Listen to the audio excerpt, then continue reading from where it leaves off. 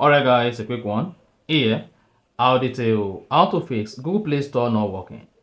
So if at the end of this you found this offer informative, please don't forget to like and then subscribe. Now, to fix Google Play Store not working, the first thing you want to do is, you want to go ahead and open the settings application on your phone. On the settings, locate and click on apps or apps and management. Now, you want to scroll down until you get to the Play Store application. So go ahead and locate the Play Store application, click on it.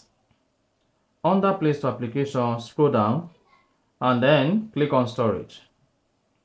Under storage, simply go ahead and click on clear cache. And then you should see your cache cleared. Now, if you know your Play Store password, you can proceed to clear data and click on delete. Again, you need to search for the latest Play Store update if the Play Store application is still not working. To do that, go ahead and open the Play Store application. Click on profile picture at the top right. Scroll down, click on settings, expand about, and scroll down, click on Play Store version, and then click on update Play Store. If there is an update available, this is going to update your Play Store to the latest variant. And after that, you can just swipe up, close the Play Store application, and then go ahead and open it again.